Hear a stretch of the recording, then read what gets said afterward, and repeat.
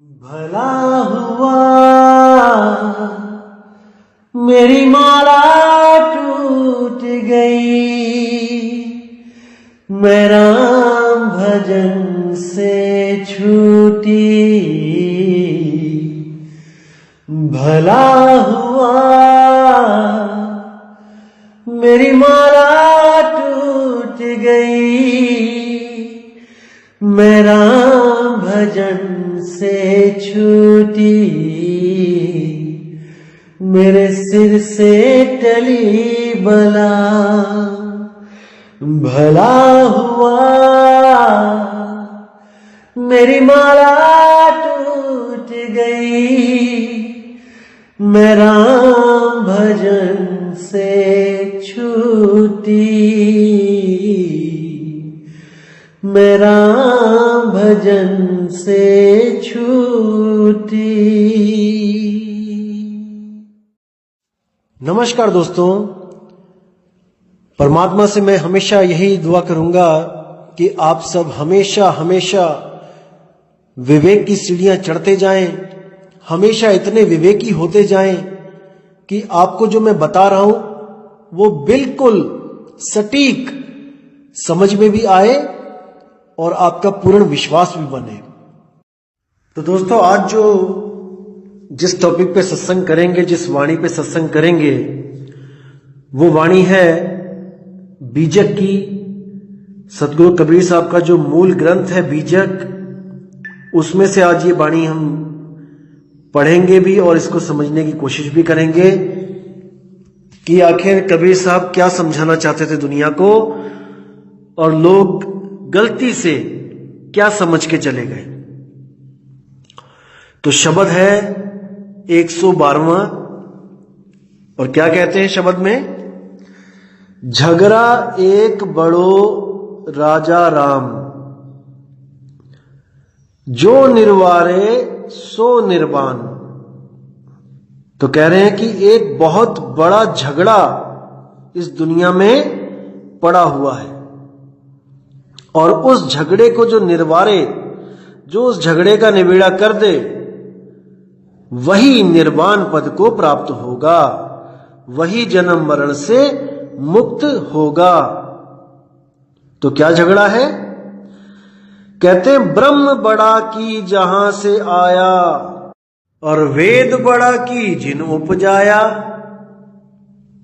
अब समझने की कोशिश करना मेरे भाइयों, जो लोग ब्रह्म ज्ञान को ही सर्वश्रेष्ठ ज्ञान मान के बैठ गए हैं, ये उन भाइयों के लिए एक बहुत ही ज्यादा विवेक देने वाली वाणी है।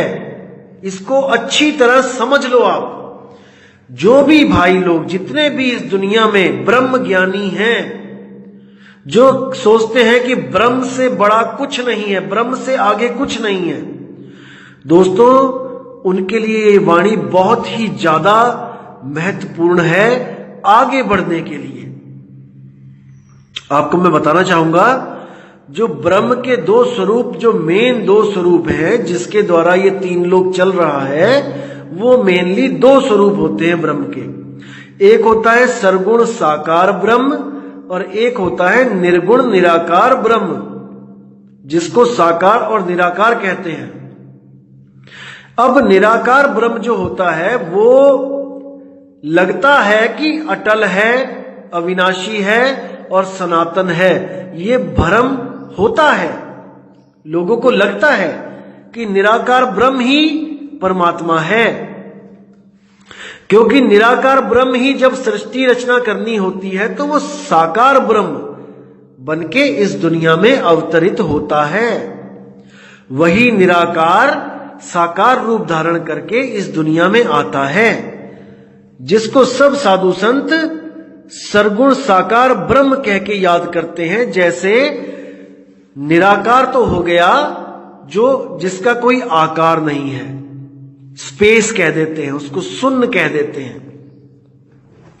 और वही जब साकार बन के आता है तो ब्रह्मा विष्णु महेश ये साकार रूप में हो गए, भगवान राम विष्णु हनुमान जी, यहां तक कि जो गुरु लोग निराकार को परमात्मा कहते हैं, वो अपने गुरुओं को साकार ब्रह्म घोषित कर देते हैं कि वही निराकार परमात्मा अब गुरु रूप में, साकार रूप में हमारे बीच बैठ के सत्संग कर रहा है।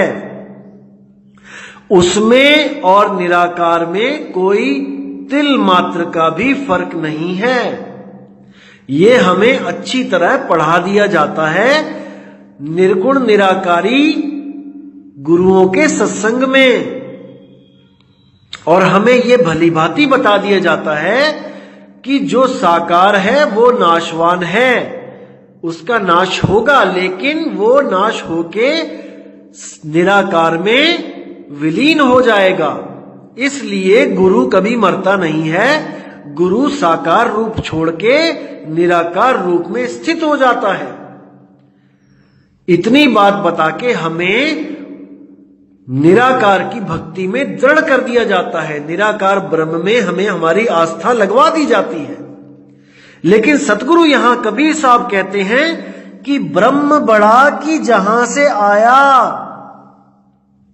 कि भाई तुम जिस ब्रह्म को पूज रहे हो ये पैदा कहां से हुआ है उसको जानो। ब्रह्म बड़ा कि जहां से आया, वेद बड़ा कि जिन उपजाया। आज सब लोग वेदों की बातें करते हैं, वेद के मंत्र में ये लिखा है, वेदों के मंत्र में ये लिखा है, इतने अध्याय के इतने मंत्र में ये लिखा है। दोस्तों, किसने बनाए वेद? किसकी शक्ति से वेद उपजे? जब तक हमें वो शक्ति के बारे में नहीं पता लगा, वेदों को पढ़ पढ़ के हम कुछ भी प्राप्त नहीं कर सकते, कुछ भी।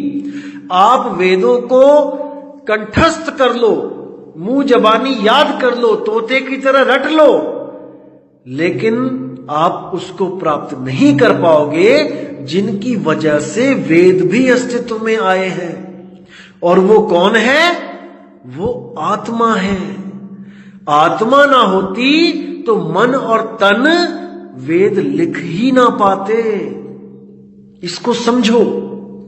आप आज जिस मंदिर की पूजा कर रहे हो, अगर आत्मा ना होती तो वो मजदूर, वो मिस्त्री कभी भी मंदिर ना बना पाते। केवल आत्मा की वजह से जिस चीज को ये बना रहे हैं, अपनी आत्मा को ना जानने के कारण ये बनाई हुई चीजों के आगे माथा टेक रहे हैं। इतना समझो। कोई भी भगवानों की मूर्ति है, एक कारीगर जो शूद्र जाति का होता है, उस मूर्ति के छाती पे पैर रख के अपने औजारों से उस पत्थर को एक आकृति देता है। वही आत्मदेव उस मजदूर में भी है, उस कारीगर में भी है, और वो उस जड़ पत्थर को एक आकृति देता है। अब उसी के पैर के नीचे वो मूर्ति पड़ी है, और वही मूर्ति जब मंदिर में जाती है तो उसी शूद्र को, उसी कारीगर को मंदिरों में प्रवेश वर्जित हो जाता है। सोचो कितनी बड़ी बात है। जिसने उस पत्थर को भगवान का रूप दिया, उसी को अब दर्शन करने का कोई अधिकार नहीं है। पुराने समय की बात कर रहा हूं मैं। आजकल तो सबको समान अधिकार है, सब जा सकते हैं मंदिर में, क्योंकि कानून का डंडा है। अगर कोई किसी को गलत बोलेगा, नीच जात का कोई बोलेगा, तो उस पर केस भी चल जाएगा, कानून का डंडा है। अगर ये कानून ना होता भाई, तो आज भी वही स्थिति होती जो उस समय थी जब कबीर साहब आए थे इस दुनिया में। जब शूद्रों को मंदिरों की चौखट पे भी नहीं खड़े होने दिया जाता था, उनके गलों में मटकी बांध दी जाती थी कि गली में मत थूकना, राह चलते मत थूकना, कहीं किसी ब्राह्मण का पैर ना आ जाए तुम्हारी थूक पे। तो उनके गले में वही मटकी बांध के उसी मटकी में थूकने को कहा जाता था। तो इतना अत्याचार उन शूद्रों के साथ हुआ, और वही शूद्र भगवानों को आकार में लेके आ रहा था, वो भी अपने पैर के नीचे रख के। तो समझो मेरे दोस्तों, मेरे भाइयों, इस मूल ज्ञान को समझो ये मूल ज्ञान सब भ्रमों से बाहर निकालने के लिए बनाया जा रहा है, बताया जा रहा है। जो गुप्त ज्ञान है उसको प्रकट किया जा रहा है। तो इसको धैर्य से, इसको विवेक से समझते जाओ, आपको हर चीज क्लियर होती जाएगी। ये बिल्कुल सीधा रास्ता है दोस्तों। तो क्या कहते हैं, वेद बड़ा कि जिन निर्माया। आप वेदों को पढ़ो, समझो, और जो उसमें इशारा किया गया है उसको प्राप्त करने की कोशिश करो, उस आत्मदेव को, ना कि उन मंत्रों को जो आत्मा के द्वारा ही अस्तित्व में आए हैं। आत्मा अनादि है और मंत्र ये उसके द्वारा एक समय, एक काल में बनाए गए हैं। जो चीज आज बनी है तुम उसको जप के उस अनादि आत्मा को कैसे प्राप्त कर सकते हो? अन्यथा नहीं कर सकते हो, कभी नहीं कर सकते। ये तो कोई भेदी गुरु मिले और आपको ये तंत्र मंत्र जंत्र छुड़वा दे और उस अविनाशी अक्षर का लखाव करा दे, तब आपकी बात बन सकती है। जैसे साहिब कहते हैं, मोको कहां ढूंढे रे बंदे, मैं तो तेरे पास में। ना मंदिर में, ना मस्जिद में, ना काबे कैलाश में। अब जब ये लाइन आप पढ़ोगे कि ना मंदिर में, ना मस्जिद में, ना काबे कैलाश में, तो आपका विवेक काम करेगा कि कबीर साहब मना कर रहे हैं कि मंदिर, मस्जिद, काबे में जाने की जरूरत नहीं है। नहीं है, इतना तो विवेक आपका काम करेगा कि हां, मंदिर नहीं जाना है, मस्जिद नहीं जाना है। लेकिन अब आगे वो कहते हैं कि नाम है जप में, नाम है तप में, नाम है व्रत उपवास में। अब यहां पर लोगों को विश्वास नहीं होता कि ऐसा भी हो सकता है क्या, कि बिना कोई नाम जपे, बिना कोई साधना किए, तपस्या किए, क्या ऐसा हो सकता है कि वो परमात्मा मिल जाए बिना किसी योग साधना क्रिया के, बिना क्रियाओं के? कौन सी क्रियाएं? चांचरी, भूचरी, खेचरी, अगोचरी, उन्मुनी। ये 5 यौगिक क्रियाएं हैं जो युगों युगों से चलती आ रही हैं। इनके बारे में आपको बताऊंगा, जब एक अलग ऑडियो बनाऊंगा तो मैं इन 5 के बारे में आपको बताऊंगा कि ये क्या होती हैं, ये कौन सी क्रियाएं हैं। चांचरी, भूचरी, खेचरी, अगोचरी, उन्मुनी। आज सारा संत समाज 99% इसी 5 क्रियाओं में उलझा हुआ है और इन्हीं 5 क्रियाओं के द्वारा वो परमात्मा को, वो शब्द को पाना चाहता है, कभी नहीं पा सकता। अब आगे कहते हैं, ई मन बड़ा कि जही मन माना, और राम बड़ा कि राम ही जाना। अब बहुत गुप्त भेद की बातें हैं दोस्तों, यहां पे बहुत ही गहराई है, अगर समझोगे तो बिल्कुल समझ में आएगी। तो क्या कहते हैं, ई मन बड़ा कि जेही मन माना। अब बात चल रही है यहां पे 2 मनों की, कि भाई ये मन बड़ा है जिसके लिए दुनिया कहती है कि मन भटकाता है, मन बहुत बड़ा दुश्मन है, मन सबको गुलाम बना के बैठा है। ई मन बड़ा, ये वाला मन बड़ा है, या जेही मन माना, या जिन लोगों का जो मन मान चुका है वो बड़ा है। यानी कि जो गुरु की शरण में आके बिल्कुल निम्न पद में आ गया है, वो मन मस्त हाथी, वो गुरु की शरण में आके भीगी बिल्ली बना हुआ है, वो पूरा सरेंडर कर चुका है।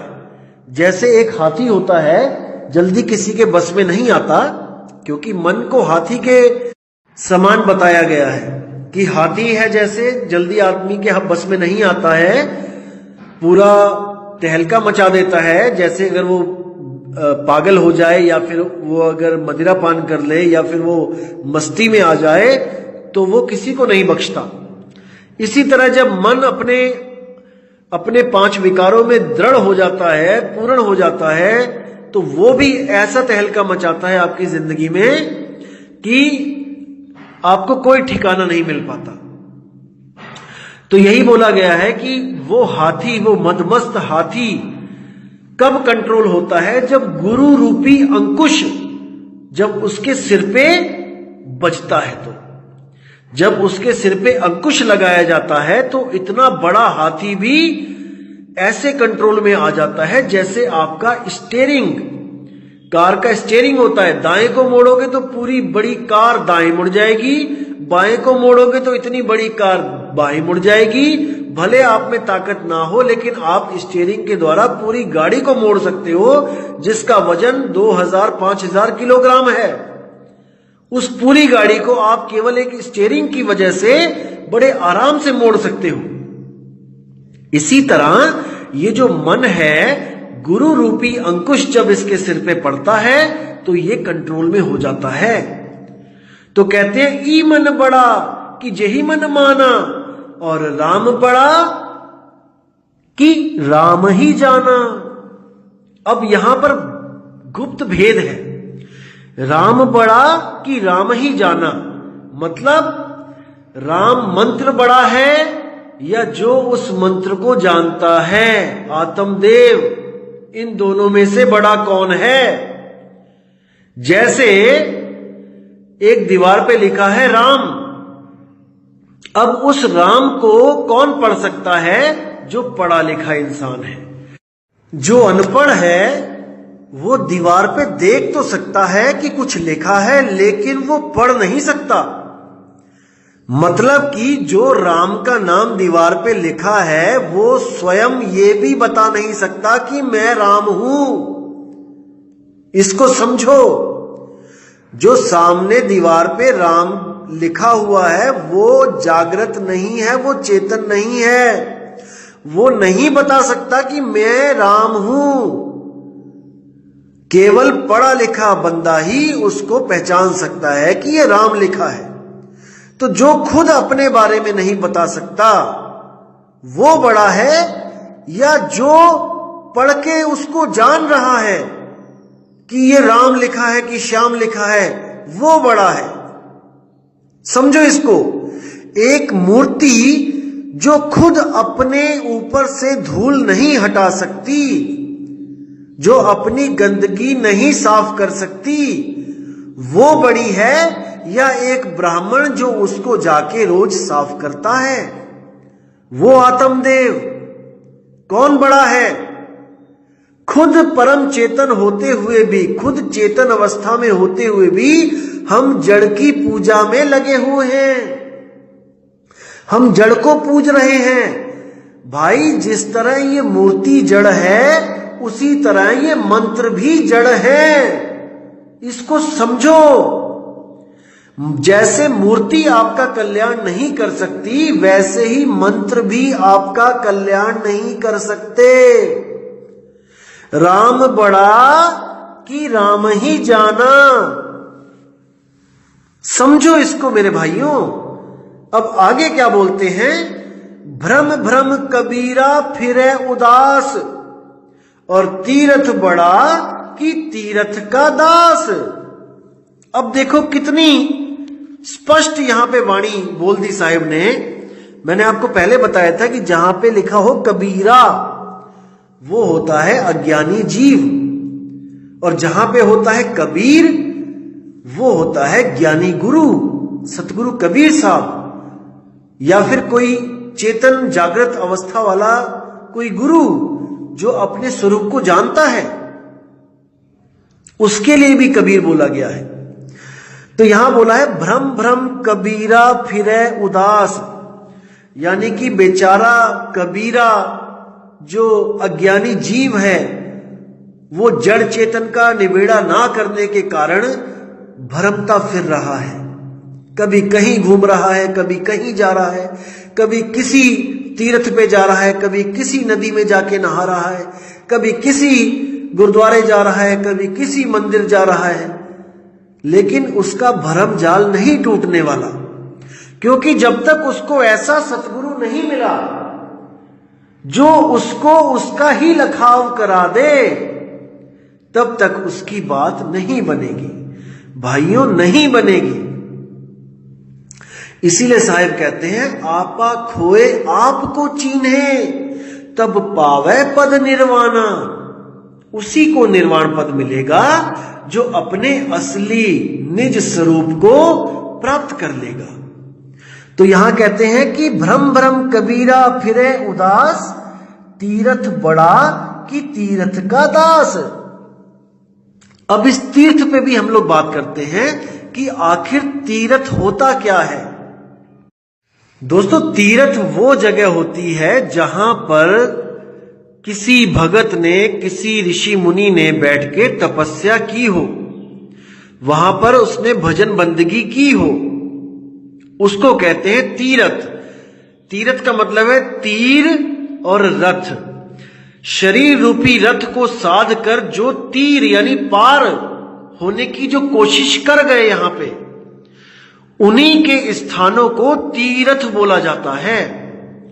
अब हम अगर तीर्थ पे जाके हम वहां माथे टेकते हैं, हम वहां पे उनको माथा टेक के घर वापस आ जाते हैं प्रसाद लेके, तो ये बिल्कुल उस तरह होगा दोस्तों जैसे आपने अपने बच्चे को स्कूल में एडमिशन करा दिया और पिछले साल जो बच्चा फर्स्ट आया था, जिस बेंच पे वो बैठता था, जिस कुर्सी पे वो बैठता था, हमने अपने बच्चों को बोला कि बेटा स्कूल जाओ और उस कुर्सी को माथा टेक के आओ जिस कुर्सी पे बैठ के वो बच्चा फर्स्ट आया था।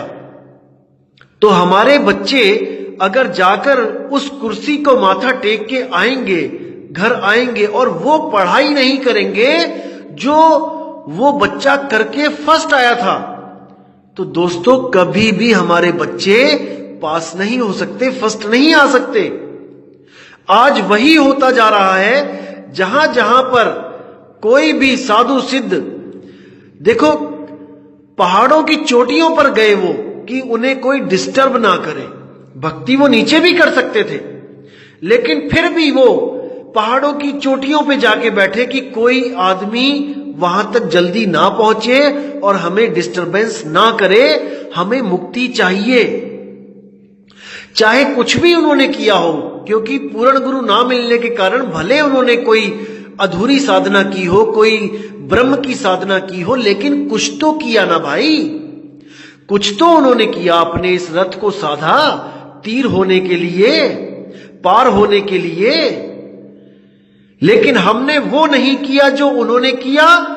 हमने उनकी जगह पर जहां वो बैठे थे वहां पर बड़े बड़े तीर्थ बनाकर उनको माथा टेक कर प्रसाद खाकर घर वापस आ गए और सोच रहे हैं कि हमें बहुत बड़ा पुण्य मिल गया। दोस्तों, उस कुर्सी को माथा टेकने से ज्ञान नहीं आएगा, उस कुर्सी को माथे टेकने से आपके बच्चे पास नहीं होंगे। अपने बच्चों को कहो कि वो पढ़ाई करें जो उन ऋषि मुनियों ने करी, जो उन साधु संतों महात्माओं ने करी, तब आपका तीर्थ पे जाना सफल होगा। अन्यथा आप केवल वहां पर भीड़ बढ़ा के मनोरंजन करने जा रहे हो, इससे ज्यादा आपको कोई लाभ नहीं होने वाला। तो दोस्तों, असली तीर्थ हमारे पास ही है। घट को ही तीर्थ बनाओ, इसी घट से आपको परमात्मा मिलेगा। कहीं आने जाने की जरूरत नहीं है, किसी तीर्थ पे जाके माथा रगड़ने की जरूरत नहीं है। यही देह, इसी में सब कुछ मिलेगा। बस एक भेदी गुरु मिल जाए जो आपके सारे भ्रमों को दूर करके आपको आपके ही स्वरूप का लखाव करा दे। केवल वही गुरु आपको पार कर सकता है, और वो गुरु केवल और केवल सतगुरु कबीर साहब हैं, जो आके हंसों को अपना भेद बताते हैं कि असल में मैं कौन हूं, मैं कहां पे रहता हूं, मेरा निज स्वरूप क्या है, मेरा निज स्थान क्या है, और तुझ में और मुझ में कोई फर्क नहीं है, कोई फर्क नहीं है। बस तू बंधन में है और मैं निर्बंध हूं। इसीलिए मैं सत्सुकृत हूं और तू सोहम है। जो हम हैं सो तुम हो। बस इस भेद को जानना है और अपने बंधनों को काट के आपने भी सत हो जाना है। आप भी सत स्वरूप हो जाओगे। कोई फर्क नहीं रहेगा। जैसे ज्योति ज्योत में समाए वो एक ही ज्योत हो जाती है। इसी प्रकार आपका सत्स्वरूप और उसका सत्स्वरूप एक ही रूप हो जाते हैं। वो अलग अलग नहीं रहते, फिर दोनों समान हो जाते हैं और उस अवस्था को प्राप्त कर जाते हैं जिसके लिए साहिब ने बीजक में बोला है पहली साखी, जैया जन्म मुक्ता हता तैया हथा न कोए, और छठी तुम्हारी है जगह तू कहां चला भिगोए। उस अवस्था को सतगुरु कबीर साहब याद करवाते हैं और हंस बड़ी ही सहजता से सहज साधन के द्वारा अपने उस निज स्वरूप को प्राप्त कर लेता है और इस ब्रह्म के जाल से हमेशा के लिए आजाद हो जाता है। दोबारा ब्रह्म पैदा नहीं होता। तो दोस्तों, उम्मीद करता हूं कि आज की इस ऑडियो से आपके काफी भ्रम दूर हुए होंगे और आप में सत्य और असत्य का निर्णय करने की शक्ति बढ़ी होगी। और मैं फिर कहता हूं दोस्तों कि आप अभी ज्ञान को अच्छी तरह समझो। कुछ लोग इंतजार कर रहे हैं कि मेरी 50 ऑडियोज कब पूरी होंगी और मैं कब उनको अपना फोन नंबर दूंगा, एड्रेस दूंगा आश्रम का। दोस्तों, इसको मैं और आगे बढ़ा रहा हूं। मैं 100 बोलता हूं कि 100 ऑडियो सुनो, क्योंकि मुझे लग रहा है कि अभी भी मैं 50 में वो कवर नहीं कर पाऊंगा जो मैं आपको मूल ज्ञान देना चाहता हूं, क्योंकि शायद ये 40वीं 41वीं ऑडियो होगी मेरी। लेकिन मैं चाहता हूं कि आप इतना ज्ञान समझ जाओ, कि इतना विवेक लगाओ कि कोई सवाल दिमाग में रहे ही ना। उसके लिए मुझे लगता है कि 100 तो कम से कम करनी ही पड़ेंगी। तो आप दोस्तों धीरज धरिए, आप थोड़ा सहजता के साथ समझिए। आपको हर चीज समझ में आनी चाहिए। नाम लेने का तभी फायदा होगा। अगर आपके दिमाग में 1 भी % भ्रम होगा तो आप उस अवस्था को प्राप्त नहीं कर सकते मेरे भाई। मान के चलो आपके पास 100 दिन है जिंदगी के।